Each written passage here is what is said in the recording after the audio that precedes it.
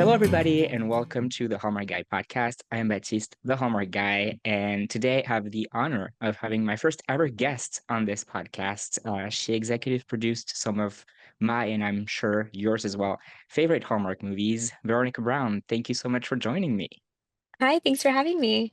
Yeah, like I said, it's my pleasure. And like I said, you executive produced several Hallmark movies. If IMDb is up to date, five Hallmark movies. I have Retreat to Correct. You, An American in Austin, The Real West, Journey to You, and this year's Count on a Christmas movie, She's Making a List. Did I That's forget any? right. That's Nope, right. that's it. Okay. Well, like I said, a lot of my favorites, I think I told you when we were prepared the interviews that I've seen them all and I like them all. But before we talk about stories from these movies, I want to start with what it is that you actually do. What does an executive producer do? What is the difference between an executive producer and a producer? And how did you get started in the business? That's honestly my favorite question to answer. And thank you for asking it because there's so much ambiguity around producing. And for me specifically, I'm a very creative producer. And for movies of the week, executive producers function essentially like a showrunner. So they will often originate the idea, bring it into Hallmark, sell it. And this is true for most networks, sell it, uh, and then take it through development and then through production. And they actually will have a cut after the director, and then they turn that cut in to the network, and the network gives notes, and they go from there. So they really are kind of the creative authority that carries through from start to finish. And that's only really specifically true for movies of the week, and that's what's kind of interesting. So executive producer is a higher title in TV, producer is a higher title in movies. It's interesting. It doesn't make any sense. I originated some of these movies. Some of them I was hired on to creatively shepherd once it was already within the Hallmark world. So Hallmark does a really interesting thing in that way, that once you're in the family, they will hire you on to kind of shepherd movies that they've started developing, that they kind of need additional creative support on through production. You basically are the eyes and ears for Hallmark Network, and you represent the executive's interest. So that's kind of it. Does that help? Yeah, yeah, absolutely. And so how did you land at Hallmark? Like, how did Hallmark come to you for your first movie, which was That Retreat to You, right? Yes, it was. And I actually did that with one of my best friends, who was my first friend in LA. She wrote that movie with a partner. So I actually started my career in Hollywood from Craigslist. I found Stephen Gyllenhaal via Craigslist because that's how you would find jobs at the time. I didn't know it was Stephen Gyllenhaal. It was through a production company, but I got involved with him, and I ended up working with him through his grassroots movie, and we did distribution and production and all that.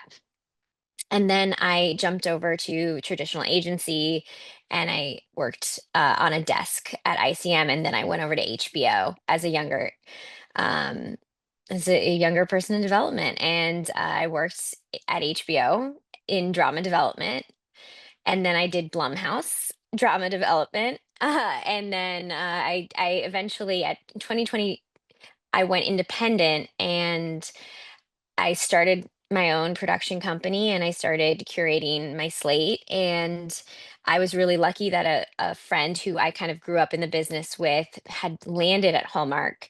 She was at FX when I was at HBO, so we had a really great connection. And she brought me in. And she said, I want you to come in and bring me stuff and produce with me. And I Laura Gaines, shout out. I'm so appreciative that she opened the door for me, because 2 years after developing Retreat, I was able to actually shoot it. And that was such an incredible experience. And then from then, I just did four more movies in a couple of years. Yeah, so it took 2 years between developing Retreat to You and actually filming it. It took about a year and a half from the sale. It felt I would say like it was like 6 months in kind of trying to find what the first idea because breaking into Hallmark is really, really tough. And they have a pool of people that they trust. You really have to kind of because you're the face of the network when you're on set, and so you really have to have the trust of the executives that you're going to represent their best interest and are going to communicate the things that need to be communicated in order for them to make decisions. And you're also going to make a million decisions in a minute, every day, and they have to know that you are making them in the way that they would. So it really you really have to find that person that kind of sees that value in the aligned taste. And it takes a really long time. It takes about a year to develop something, just pretty generally.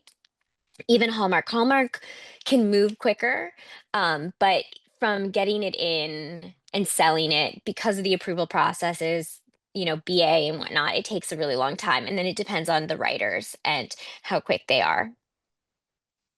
And so what is you're basically, I would say, one of the person who works maybe one of the longest on the movie because you work before you Yeah. start shooting it, you work while you shoot it, and there's also some work after. Um, Yes. what is the typical, like, I'm not gonna say step by step, but what are the phases, I guess, of developing the movie and all that? Yeah, I mean, that's a great question. So I'll use She's Making a List for an example because that was kind of a big one. So my husband and I came up with the idea. We It took us a while to actually get it into Hallmark because Christmas was a different department. So I had sent it in to somebody that I knew, and I just wasn't able to get any traction.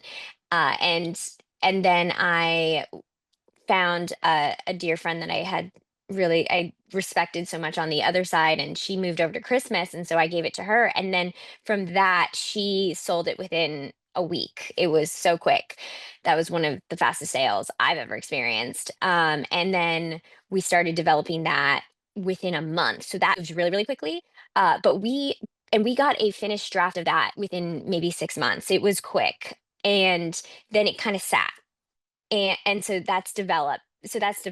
So once they buy it, you go in, you do a kickoff meeting, and then the executives and the writer and you are kind of aligned in the direction. And then the writer goes off and they have five stages of writing. So they start with an outline, and then they go into, once the outline's approved, then they go to a script, and then the script will likely have a rewrite.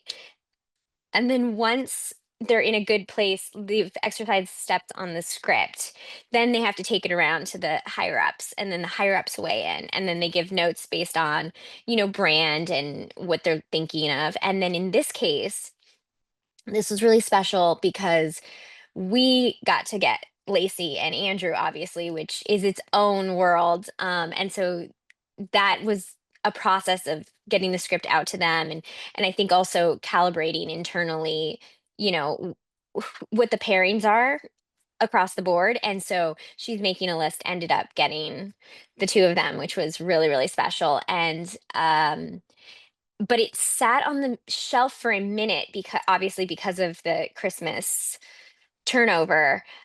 You have to kind of wait for the right opportunity. And so I'm trying to think. We sold it in the spring of 2024. We had a draft, and that draft started circulating by December. And then we started doing rewrites early 2025, to kind of readjust. And then it went into Lacey and Andrew. And once, we got approvals from them, they were excited. It just went really fast. And then we shot it in the summer of 2027. So then you go into pre-production, which is a little ambiguous for some people because for this one, we started pre-production a little sooner. We try to get as much time because it's such a big movie. And so I go to Canada, which is where we shot, and I have about 3 weeks of hard prep. And then, and it was actually a little shorter because we had a Canadian holiday, which was insane. And then I do from 3 weeks of hard prep. I work with the director. We actually rewrote a lot of the script on set to back it into locations, and that's the thing that I do with all my movies. That you notice it's why it's what changes, I think, the deliverables, honestly, because, for example, she's making a list. We initially had an ice skating rink scene instead of a tree farm, and we couldn't access an ice skating rink for whatever reason. And that fundamentally changed her entire backstory. So we had to rewrite that entire section and make that back into a Christmas tree farm. And so I was so lucky that I was married to the writer, and the writer was right there, so that worked out, and, we were able to do that, and then I go into 3 week it's we do 3 weeks of shoot, which is a really intense 15-day shoot for a movie of that size, and then I go into post, which is about 2 months, 3 months, depends on how long we actually get, and then I wait about a week. The director has about a week to do a cut, and then I get a cut, and then I get a few days, and then I recut it, and then I turn that into the network, and then I go back and forth with the network. The network gives notes, and then I work with the editor to make sure those notes are implemented in the way that they want, and then we do uh, music and mixing and all those extra stages and color and all that. And so I just kind of oversee all that and interface with the network to make sure they're up to date, because they're doing 10 projects for every one I'm doing, you know?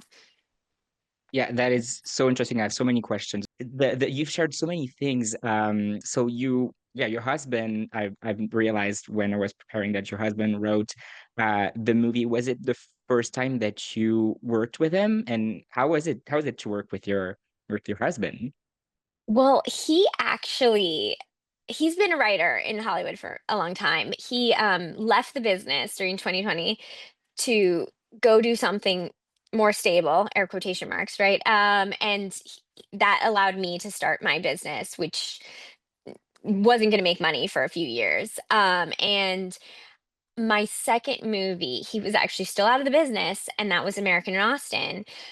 My dear friend Laura came to me and basically was like, they don't think we can produce this movie, given our schedule. Like, what do you think? Can you take a look? And I'm like, yeah, we can't produce this movie. It was too big. But I was like, I know how we can do it. And so she um, worked with us to redevelop it in a way that was shootable. And I think, made a lot more sense, because just the production limitations were insane. So he rewrote that for us in 2 weeks. And it was very, very kind of him because he did not get any credit on it. And I think it's why the movie is so great. And he did it through my prep. Um, Literally in like the last week of my prep. So he was doing it to location. So we really were able to adapt it. It's the only reason it was even remotely shootable. So I worked with him with that directly, but I mean, we've been together 10 years now, so we've always been really creative counterparts. Um, and now we exclusively work together. It's really hard. It's really hard to work with anybody else at this point because it's so symbiotic. And after American Austin, I just kind of looked at him and I was like, I got to get you back into the business. And so we put our energy into just shifting him back over, because at that point we were stable enough too. And we did She's Making a List, and now we have a Lifetime movie coming out together that we're going into development with, which is based on a true story, and hopefully another Hallmark and an independent movie together. So now we're very That's busy together. That's really exciting. That was one of my questions was, do you have other projects that are coming up? But I want to also, again, another question I had with working with the writer so closely. I've heard in my years before listening to Hallmark podcasts that sometimes the writer kind of hand off the script to Hallmark, and then they're not necessarily on set while they shoot it, and then they realize, oh, they changed that, they changed that. Is it is the experience different having being able to have is it for like let me reword this. In other movies, did you not have before working with your husband, did you not have necessarily the writer with you on set and were changes made, for example? That's a great question. Retreat is an interesting example because retreat happened. We locked the script, and locking it means, we're green lighting off of it. We locked it, and the strike happened. So I quite literally could not even talk to the writers about it, which I was very lucky that that was a longtime friend. And so there was a lot of trust there. And I was very, very careful about not, we were lucky that it was structured in a way that we didn't actually need to make any significant changes. But there were a couple of things that came up during clearance that we had in there originally. We run a script through clearance, and so it flags things that might be, you know, possible, trademark issues or whatnot. And so there were a couple of things that I then changed, and I was very conscious about keeping the structure of the joke. So it was literally just the minimal change that I could possibly do in order to just legally protect us. And so I was very lucky that I was able to do that. But generally speaking, there's not as hard of a line. It's just that the writers aren't contracted through production. Um, I come from a very old school traditional Hollywood development. So for me, I don't fully understand that. I don't think it's necessarily it's a complex issue, and I want to be really careful with the way that I speak about it because on one hand it's the writers are creators and they make these things and they write these scripts, and with a 15-day production there's so many inevitable changes in order to back into creative in an intelligent, or back into the locations in an intelligent way. There there going to be changes. I'm just sorry. I'm like trying to think of how best to explain this without just info dumping. I'll use American in Austin as an excuse. So American in Austin, we have the library scene where she gets proposed to. That actually happened out of necessity.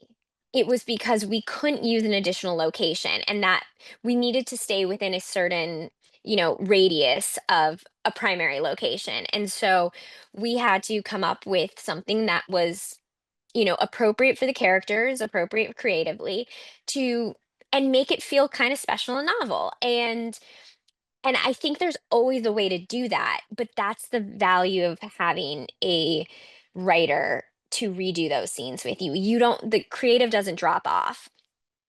And with She's Making a List, like that's actually the one, you know, I always like to say people think that I don't, people like to make suggestions about things that would have made more sense or would have been better or whatnot. And I always laugh as though like I haven't thought about this script for the last 2 years, every single avenue that, it could go and what we couldn't do. And I wish that the audience could, and this is why I do these interviews, is like I really want the filmmaking process to become more accessible to the audience because I think that it should be more accessible. It's a really complex process. It's a puzzle, especially with the Hallmark model, which I think is one of the most exciting challenges that I've ever had to do, which is how do you make a big story and a big movie in 15 days? Like truly. And you can plan as much as you want to plan, and then as soon as you're there and you're looking at locations, you're going to have to make about 100 compromises.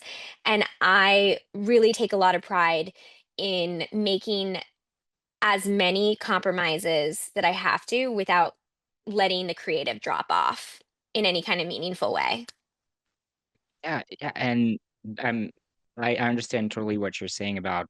I'm sure we've all been guilty at some point, like, oh, I didn't do it like that, and it's so interesting to hear. Like, we've thought about all these different Yeah, things, and it especially with Hallmark because it's not like you're doing like these movie for like I don't know Universal or Brothers, and you have like 2 months to shoot the movie. You have 15 exactly. days, and that's it.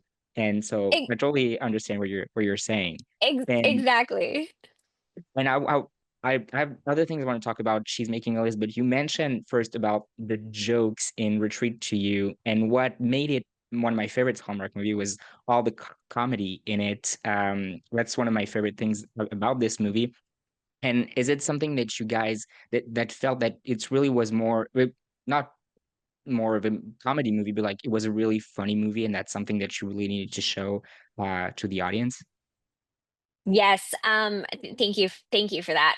My dear friends are very, very funny writers. They are working TV writers at very high levels, and they are incredibly funny. I always joke with Erin, one of the writers, because she's so funny on the page. She's funnier on the page than she is in real life, but she's funny.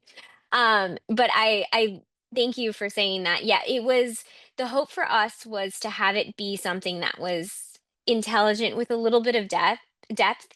Um, that was funny and enjoyable, and we got really lucky with our cast as well.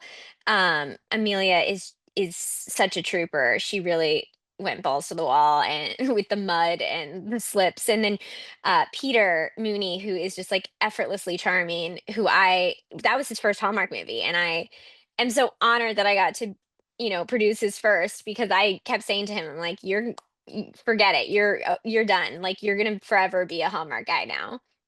Everyone's gonna love you with that $1 million smile. And we had Terry Ingram, who's a big comedy director, and so it was the perfect it was just the perfect recipe to have some real levity in what honestly is a very down the middle story. And the reason it was down the middle was because it was my first one.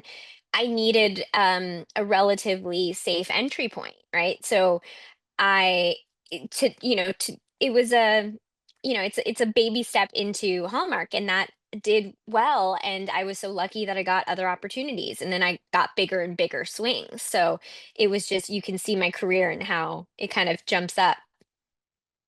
Yeah, and so you said when you got the movie, the strike started right after. When did Yeah. I should have checked because in my mind the movie came out in the fall of 2023, but I might be wrong. I no, yeah, you're right. You're right. You And have a when did better you get sense of to? No, sorry. we I think it was, I mean, we shot that was a quick turnaround. I feel like we shot that in the summer. We shot that in the summer. Did we shoot that in the summer? No, it was very cold. I was in Calgary. God, I've done too many movies at this point, like back to back, so I don't know exactly when. But as soon as we got greenlit, the strike had happened. So it was, I mean, there was a 6-month period there that I just couldn't speak to the writers about the project. And that is just, it's really hard, because you want them to know, what's going on with their movie, and they couldn't ask, and it was just, yeah, so I couldn't make any contact with them about that. And I completely respected it, because I'm pro WGA, and I want to be very clear on that it's really important that we support the writers in that. Yeah, it was a very complicated. What are we allowed to do? What people are allowed to do? Hallmark actors, I'm sure, had different 100%. contracts and all that, so They were it's different. Canadian, and actually, Austin went into prep right as that was ending. So I got really lucky on the flip side. Um, we had just gotten out of it, and and the reason we were able to use our actors was because they are actually Canadian, so they had a different contract. But yeah, there was, it was a tough time adjusting, but I'm grateful that we at least got to keep some jobs going at that point. And as a Hallmark fan, I'm grateful that that year we still managed to get 40 Christmas movies. I was like, we're gonna get two. Like we got Those like executives, honestly, I say this all the time, the executives at Hallmark deserve so much credit, because I don't know how they do their jobs. It is insane. So, yeah, we all yeah, need to worship what they do. yeah. And again on Retreat to You and other movies. So that movie had several this movie and several of the movies that you worked on had to deal with natures and the elements. Retreat to You, you have a lot of scene in the woods. The Real West, you had the horses. Journey to You, you have the Camino with miles and miles of Mhm. walking. And at the end, I remember I it's still in my mind the with all the wind and the rain and what type of pressure or like difficulty does it add to a normal shooting day? I would say like in a on a set or even just in a street, even though I'm sure the street also has its Yeah. challenges. Well, are you referencing the end of Journey to You? Yeah. So funny enough, that was actually our last day of shooting. It was, we had an amazing executive on that project. Emily Merlin trusted me with it right before she went on maternity leave and handed it off to Elise.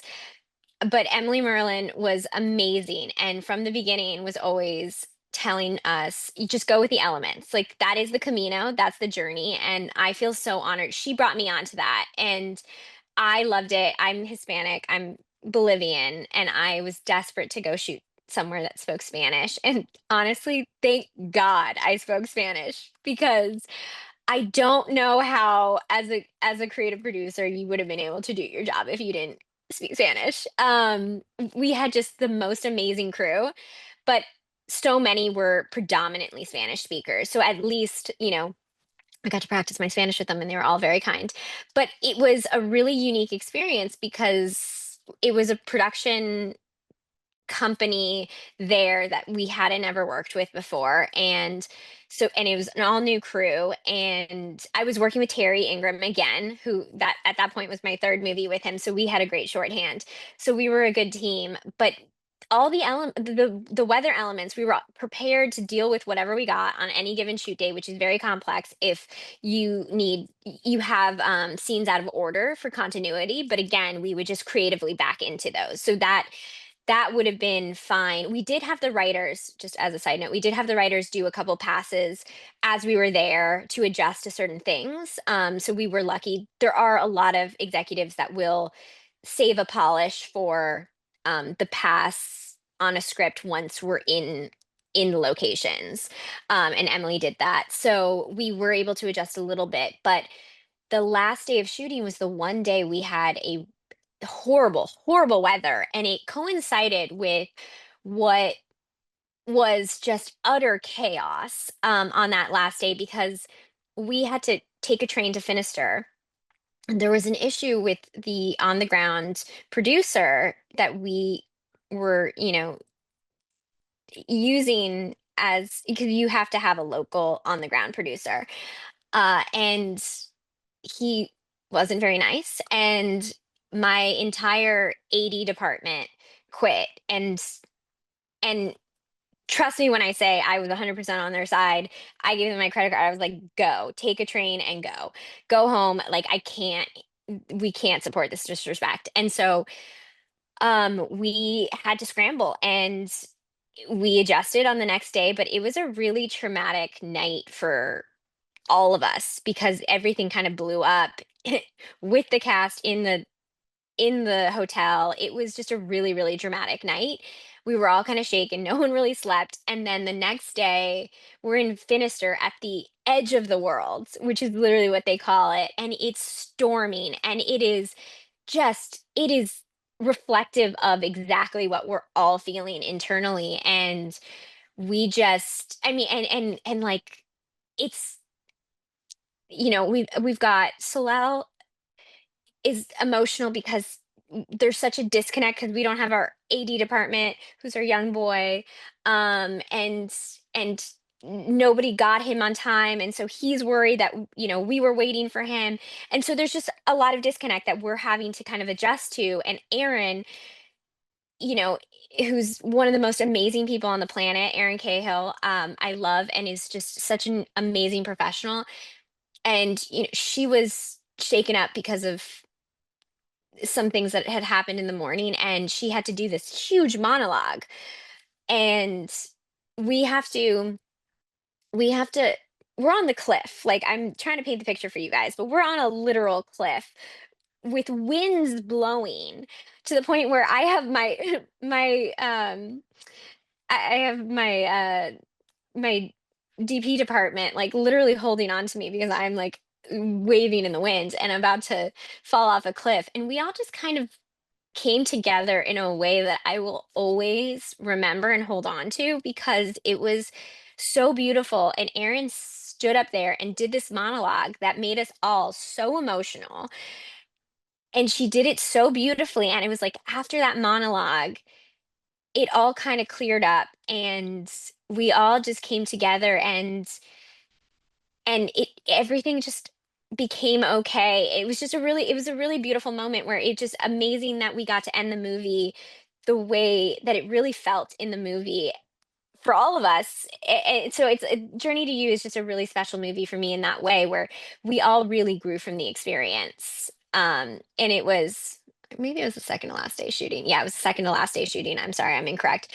But it let us go into the last day of shooting with more of a celebratory kind of end. And it just I don't know how to explain it. It just all really came together, and you might want to edit this out because I'm just rambling, reliving this. And it just was it was a really beautiful, it was one of those times where movie magic just happens.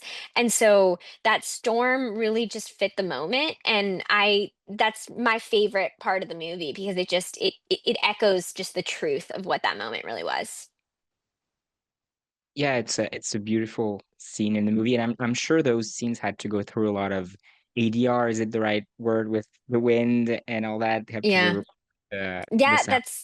that's exactly right. So yeah, the variables do functionally impact us dramatically, right? Where hair and makeup changes. That was one of the things. Like Aaron has very curly hair, actually, I think.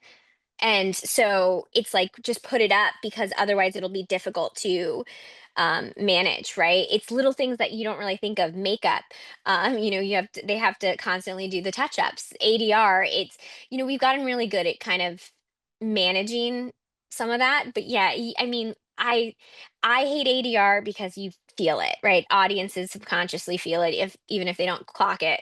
I hear it constantly. But in situations like that, sometimes you can just ADR the whole thing and you're far away enough that it just keeps it a little more even. So you make those calls. But yeah, I Yeah, think we did do a bit of ADR there. I mean, it looked like I didn't see it, but I was like, in my knowing what the process, I'm like, there's no way the mic got the sound perfectly like that. It was nuts. Let me tell you, it was a crazy storm and we were literally on a cliff. We And were just fearing for everyone's safety. I mean, I even wondering like how do you position the camera so that you're not like 1 feet on the air, like Yeah, no ground behind They you. were we had our camera department was amazing. We also, by the way, had the most incredible Steadicam operator I've ever seen. He was unbelievable, and that's why there's so much movement throughout the whole movie. But our camera department was the best, and our I will say shout out to our first AD who wasn't there on that last day, but was watching us in any public camera he could find because he was just the absolute best and the most amazing professional, and we missed him very much that day. Yeah, So shout I out to like Richard. shout out to him. I like hearing all these stories. And my final question about Journey to You is it's a faith also movie part of the Dayspring Yeah. collection. So do you have to approach the movie differently than another Hallmark rom-com?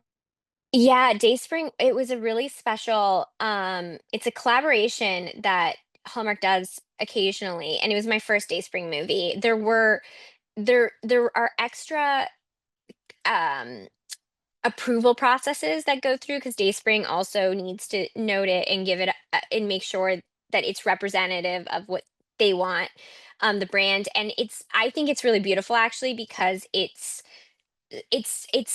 not super specific. I mean, obviously we did the Camino, so there's a specific religious association to that. But I think generally speaking, the themes are very spiritual and universal, and we worked really hard to make sure it it wasn't alienating to any one religion. It was just an experience, and it was very much like I will say that every single one of us, and Erin and I will we talk about this all the time, and it was her birthday the other day, and we were just saying this.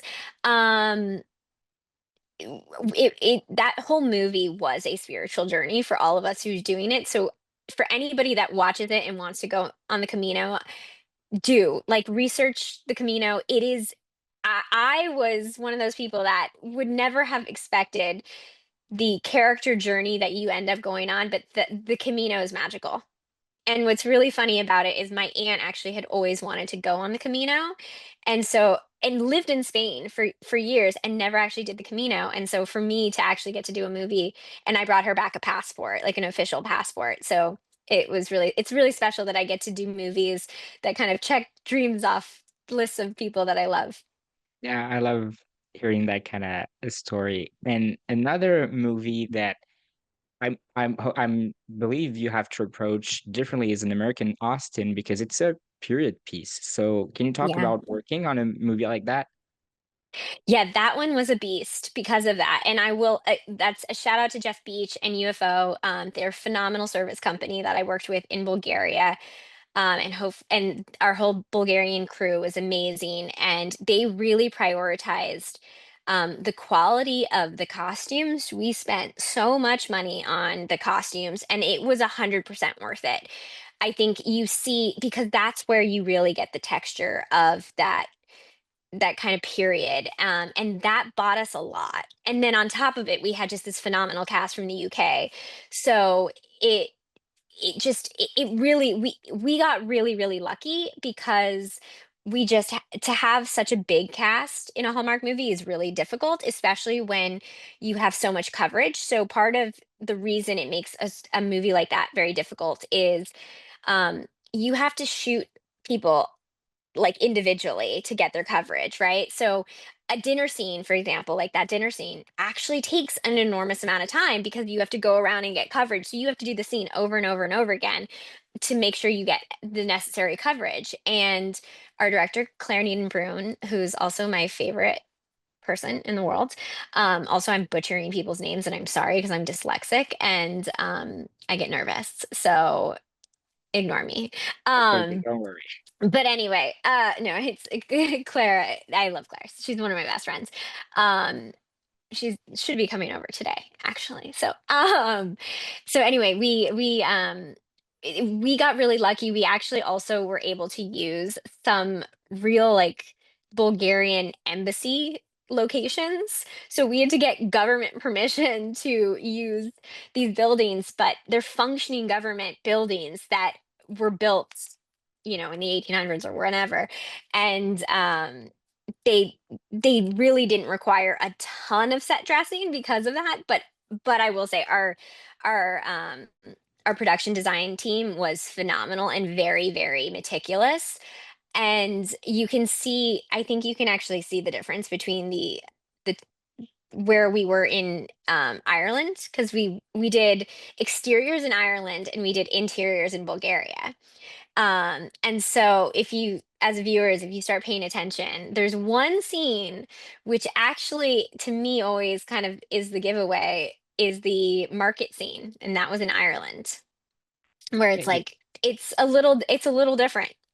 it's really funny to hear that like you shot in Bulgaria. I was at the Hallmark Christmas Experience last month, and Jonathan Bennett was on stage and saying, any country you want in Europe, you just go to Bulgaria. It works for any European country. Yeah. And because I was sure that that one was shot entirely in the UK, in Ireland, so I'll have to go back now and Yeah. look, because I can see sometimes when I see interiors of like that Jonathan Bennett's movie this year was shot in Bulgaria and all that. And I'm like, there's one interior scene, like that's not an American apartment, that's a European Mhm. one.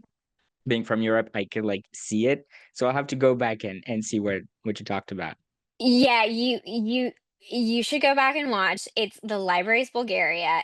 Actually, the exterior, which is a little rough for me as a producer. I'm like, oh, the exterior shots of the library are a little rough because we were speeding through that night. But UFO again, like they're a phenomenal production company, and they actually VFX that entire cab is was originally green. It's now yellow, and they VFXed it to feel New York when we were actually in Bulgaria. So that whole present day scene at the top and at the end is actually the one exterior in Bulgaria we did. And you'll see when you go back and look at the end, you'll look at the building now and you'll be like, wow, that is a very Bulgarian building. Yeah, so now I guess Bulgaria can I'll work ruin for New all the York movies for with you. a lot of Yeah, work exactly. behind it, but it can work Yeah. for New York. It can. I was skeptical, but Jeff Beach, man, he gets it done. Yeah. I'll definitely go back and watch it again. I like that one also because there was a lot of comedy in that one, so A that's lot of always comedy. what helps make it my favorite ones. And that one actually, so oh God, that script was so funny. That one that one was really tricky. That was really risky, honestly. Again, Hallmark really let us take some swings on that one because we upset a lot of people because they were, they're purists of Jane Austen, which I completely understand. But for me, what I think is so fun about that is that we got to play with the idea that Harriet essentially takes the role of Elizabeth Bennet because she speaks up when Elizabeth Bennet would have. And so it sends these characters into complete tailspins and they become completely different characters that they would never otherwise be because of that difference. And I personally love the meta elements of that movie. So Yeah, that's why it's one of my favorites. yeah, that was my favorite of the month. They had like Love Story with Jane Austen, and that was this one was my favorite one. So Well, thank you. I want to now move back to She's Making a List. So that was your first Christmas movie It for was Hallmark, or is it Christmas movie in general that you've ever worked on? first Christmas movie in general. Yeah. And Countdown to Christmas is just the season for Hallmark. So how was it to work on your first movie that you know was probably gonna be watched? I mean, that's when they get their bigger ratings and all that, and everyone's just Yeah. on Hallmark all the time. How was it working on that one? I mean, it was surreal to just get to work with Lacey and Andrew together. I had, when we were writing the script, I had said, I'm like, I want Lacey and Andrew for this. And we rewrote the characters to be them, just aspirationally. And we just never really thought that we would get both of them, or even one, honestly. And so it was surreal to get them. And it was a joy.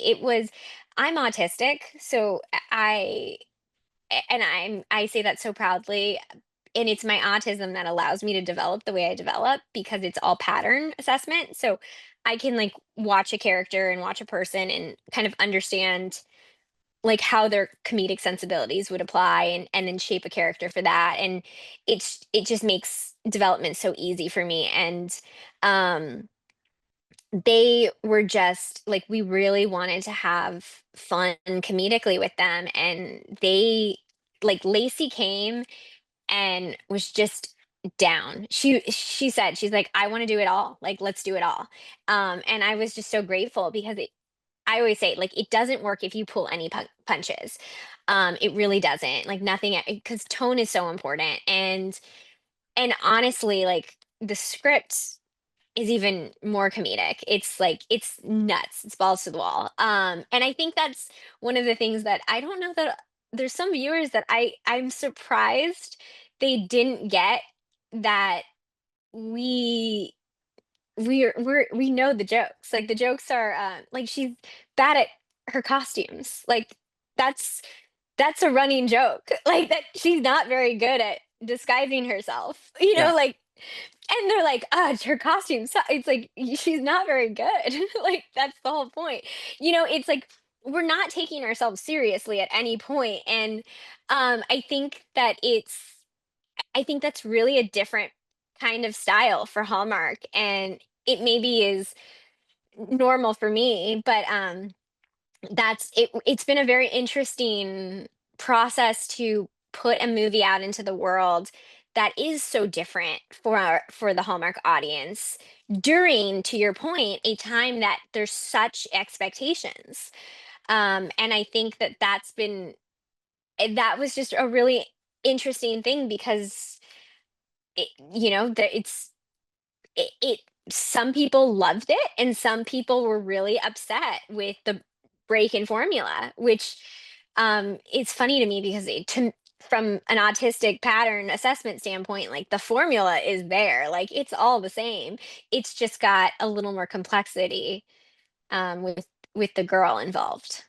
Yeah, and I want to say thank you for bringing Santa back to Hallmark Christmas movies because it's been years since we've gotten a movie with Santa in it, and I feel like it just had so much magic to Thank Christmas. you. And so having Santa in it, yeah, Well, go ahead.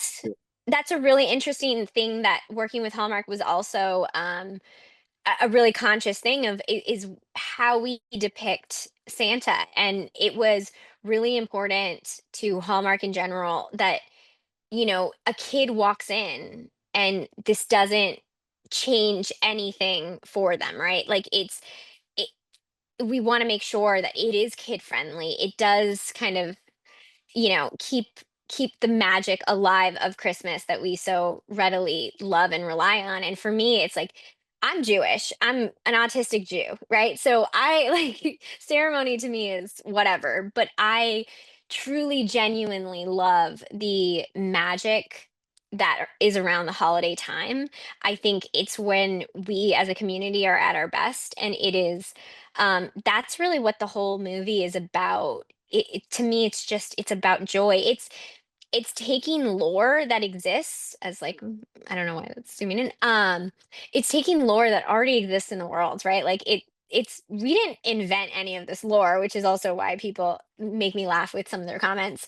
And we are applying it to what a modern day company would be. Like this isn't it's just like, what if, Santa and his workshop exists? They do exist. We actively tell kids it exists. Okay, well, how does that actually interplay in our day-to-day life, in our real life, and who really kind of does the bidding, right? And um that we had a lot of fun with just with that. And my husband and I, we don't have kids. These movies are our kids, but we are around a lot of young kids right now, especially the young girls. My nieces and nephews and our friends have kids, and we love these kids so much, and we watch them grow a different with just a different understanding of them because they're not ours, so we're able to kind of take a step back and really see the complexity with all the dimension and be a different sounding board for them with the same kind of unconditional love that they would get with a parent.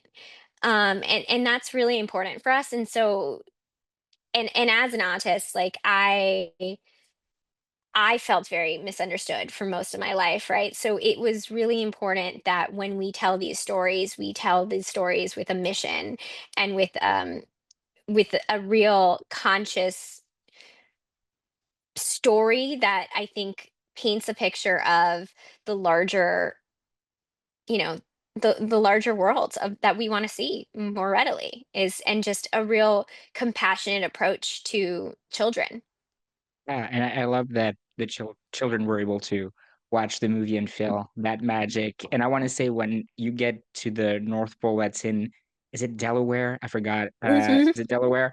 Like I just Yeah, felt like this is so magical. I felt so much magic in these scenes. So great job on that with the location thank you. and everything. Thank you. Well, that's a lot of credit to our director, Stacy, who really fought for that location. That was a very expensive location and part of the reason why we had to make a lot of trademarks or trade-offs elsewhere. But it was 100% worth it.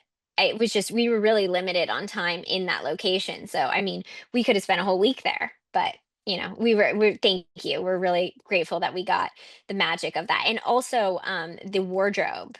Geraldine and Rachel, our wardrobe department, were pretty incredible with what they were able to do. Rachel actually made that tracksuit by hand, and I wish people could see the coat that he had. It was custom, and it was I mean, the details she had were magical. Like it was I have to get her to post the photos of the details she made because it was so unnecessary because they were never going to show up on camera, right? And with the time frame that they had, but the care and the detail that every single person on this project put into their world and the artistry of it is why it feels magical. And so I want to make sure we really call out our props um and our wardrobe because they really really did fill it out. And Yeah. set deck obviously. Talking about wardrobe, so I mean, I'm usually in the Kansas City area, and we have the Crown Center there and the Hallmark Visitor Center, and now they're starting to put wardrobe from Hallmark movies on display in the Mhm. Visitor Center. So maybe you can get I'm them to get the coat and all that in it. I will absolutely, that's a great call. I'm going to talk to somebody about that because it is exceptional. It's really, really special. Yeah, yeah, I would love to see it in person. And another question about she's making a list. So you talked about having Lacey and Andrew, and I've always wondered how that works. Is Hallmark telling them you're doing that movie that year, or are they sending them multiple movies and they say, I want to do that one? Can you talk a little bit about this process because you had them in mind? Yeah, I mean, it was wishful thinking. I can't speak for like blanket what it's like, but from what I understand, you know, they were given the script and they have to they get to make a choice of whether or not they do it. They are at that level, absolutely. So we were very honored that they wanted to do it. um but I think as a general, from my experience, Hallmark, plays with the pairing, and I think this is what makes the Hallmark world so special and what I love about it. And I think what the audience, it's a Marvel universe. And I say this all the time to Lacey and Andrew, and they're, the two biggest Marvel characters that I could ever want. Um, but it really, they play with the pairing, and there are, they really do listen to the audience and the feedback, and they knew that this was an anticipated pairing, and so it was kind of a big deal. And I know that Lacey and Andrew were actually previously looking to do something together. So they were independently trying to find something to do together. So Hallmark knew they wanted to do a movie together, and they were sitting on this one and kind of laughing, I guess, because they couldn't yet share it with Lacey and Andrew, and they're like, we've got something for you, don't worry. And then Lacey and Andrew were very excited to do it. So yeah, they get to choose. I mean, obviously Andrew has so many movies at all times, and Lacey as well, and it's just kind of, they tend to get the higher profile pick, picks, I guess. I mean, but it varies. Like, to be honest, like I look at it, I don't know exactly how the numbers are calculated internally, but and you get Tyler Hines with the Chiefs. So it's like, I don't really know how it's sorted, but they do kind of try to keep people spaced out so that, they can spread the fan joy around all year. And so they're very thoughtful about it, is what I'll say. Yeah, when the movie was announced in July, I was like, that's royalty. Like, I don't think you can do bigger than this, having them together paired. For the second time, they did a movie in 2018, but Yeah. having them, I was like, this is Hallmark's Super Bowl. I feel like this is, and I was surprised they didn't put it in the Thanksgiving weekend because it's really like the big movie, and they had like, to me, three big movies this year. They had the Bills one, the Grand Ole Opry one, and that one because of the pairing. Well, what's interesting is there's actually four slots that are like the big ones. And there's varying, you know, benefits to each one. And it's no longer, yeah, there's four slots that are really kind of the big ones. And we had, I think, four big movies. I personally wanted December because we're Santa Claus, right? Like, it felt like that was really appropriate. So I was actually very happy with getting December 6th. But but yeah, I mean, we had the Opry, which was a huge movie. And then, the Bills and whatnot. So like, it was a big year. But to your point with, it being the king and queen of Hallmark, I think that's it. It was kind of a royal pairing, and it was funny because, I had somebody once tell me, they're like, "Well, it's a Lacey and Andrew movie. Like, you can't really screw it up." And I laughed because I was like, I actually think that's what makes it harder, because there's so much expectation. And we see that with the feedback, is like, everybody has an idea of what they want that movie to be. And when they make movies, they can make that movie. Yeah. Yeah, I mean, and I always thought you want your movie closer to Christmas because it's a Christmas movie, so you want it closer with people, everyone in the Hmm. season. So I was happy with December 6th as well, but I was sure it was going to get the Thanksgiving one. Yeah. But Well, it was initially supposed to be a November release, and then they ended up holding it to December. So we were originally told it was going to be probably November, but I agree with you. I just December, it just feels like it was officially like when you could get into the Christmas spirit. So it felt appropriate to me. So, but you know what? Yeah, Hallmark can do whatever Hallmark does. Like I respect it. They and it they know was what they're doing. yeah, and it was the weekend they were at the Hallmark Christmas Experience Hmm. at Kansas City, so it worked well. I remember not Yeah. being able to watch it live because I need to be there at 7 a.m. the next morning. So it's Oh like my you God, have the yeah. panel at 9 a.m. and you have to get in line and all that. But it worked Wow. perfectly for them being at that weekend. I Yeah. have just a few more questions, then I'll let you go. And you now that you've done non-Christmas Christmas, is there a type that you prefer to do? That's a dangerous question. No, they're wonderful for different reasons. Like I always say, like, producing specifically is a game of experience. You don't know what you don't know, and you just have to trust your ability to adapt. And that's why I am able to continue on the way I do, is because I trust my response in things. And Christmas movies create a very unique set of challenges. You're shooting a Christmas movie in summer. There is a reality to the complexity of that. Um, but I really love the travel movies. And those have a host of variables that change depending on your location.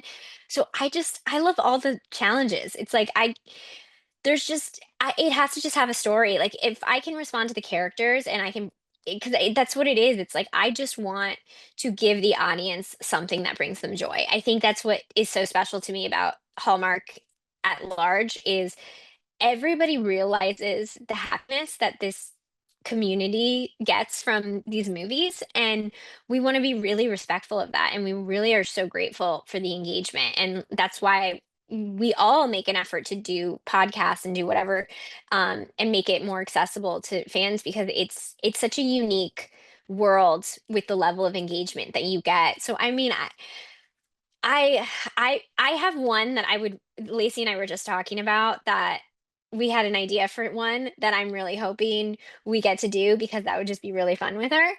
Um, and so it just depends. I'm ready to do a travel one now because it's been a while. I've been here for a while, so maybe a beach location. Yeah, I mean, Lacey just did a beach location last Saturday, I so know, I told her, I texted her, I was like, I'm so jealous. She had told me about that movie when we were shooting, because she was going to do it next, and I loved the idea of it. It felt so bubblegum fun and joyful and unique, right? Like it's fun, and they had fun with it, and they played with it, and I'm so proud of her because it's so fun. And I know she made me Jones for a beach location. yeah. And speaking of ADR earlier, the whole movie, I was thinking they must have done so much. I don't know if you've seen it, but there's so much wind. The whole movie was like, this has got to be a whole ADR movie. I have to ask her, because I mean, I know it was a tricky shoot. They're on an island, and it's a huge one.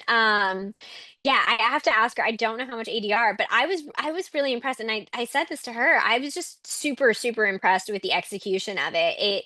It really was well done. And again, like when you understand the struggle of the 15-day shoot, that's a big movie to do in 15 days, and I think they did an excellent job with it. Yeah, it was definitely a And great actually, start and to. having the story arcs and having like the character arcs, I love that. Like I loved it felt fresh. Like I really, really enjoyed it. It did, yeah, a great start to the year. And my final Yeah. question I have for you is, do you have a favorite Hallmark movie that you have not worked on? Ooh. Ooh, that is a good question. It's interesting because I have movies that I'm and I think all of us who are in this world and produce, I'm like, oh, I'm so jealous that I didn't do that. In like the best way, right? In an admiration way. I would say that Biltmore is the one that, because my husband and I have always wanted to do a Somewhere in Time, and it's Summer in Time, right? It's so I thought that that one is the one that I would have loved to do a version of for sure, but, it's probably one of my favorites. It's really hard for me because I know all these people and I love them all so much for different reasons, and, so it's like, like, I loved this last Lacey movie, like, I thought that was fantastic, like, Erin's Catnip Cafe, like, I really enjoyed her and Paul together, so it's like, Three Wise Men, hello, like, I love Andrew and like, who doesn't, right?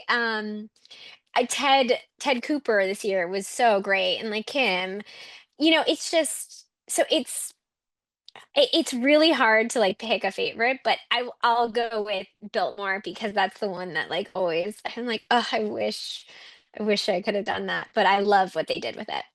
Yeah, I think it's a collective favorite for everyone. It aired a few Yeah. days ago in France, and I asked my mom, "What are you watching?" And she gives me the title in French, and I don't know what they named them in French now. And then I see her screen, I was like, "Oh, it's everyone's favorite." It's like It's it's it's everyone ev loved it's it. everyone's favorite. I know, I know. Biltmore is the one to always beat, right? And, we'll keep Yeah, well, they're trying. they're doing kind of a second one. I don't know if it's going to be a sequel or something, but it's two different actors, but Yeah. built more, so it'll be interesting to see. Yeah, Yeah. I'm really excited. I'm also very, very excited about the Disney announcement with Lacey. Mhm. I cannot wait to see that because there's no more fitting Disney princess than our Yeah. Lacey. Yeah, I was really excited to see what the announcement was and then Yeah. to realize it was that. So, yeah. Think I also am putting out into the universe. I really want a Tyler Hines, Andrew Walker swap movie. Like, I really want that. Right? I know, right? It's just, I'm dreaming of a Hallmark. If you're listening, let me please do that. I think that would be so fun. Yeah, that's a great idea. And I mean, you worked with some of the biggest Hallmark stars now, Andrew, Lacey, you worked with Erin, Kimberly, all that. So, I mean, you would be the perfect person to Yeah. work on that one, handling That the two y biggest well, stars. we'll see, we'll see. I mean, I would love to work with Tyler. My husband and I got to meet him semi recently right before he went to go shoot. We were at an event and he was there, and he's just the loveliest human. Like, I think that's the thing that's so special watching all these Hallmark stars interact with fans. They genuinely want to connect with everybody, and I think it's one of the most beautiful things. I truly feel so lucky to be part of the universe, because it's a really special fan base. It really is. And I've mentioned the Hallmark Christmas experience, being able to be there with all the stars and the fans, you really feel the whole Yeah, community and how special it is. So yeah, thank you yeah, very much for taking the of time to answer course. all my questions. Hopefully I didn't take too long. Uh, No. and it was an honor to have you as my first guest and to get all this insight on so many movies that I've loved and I'm sure many people loved.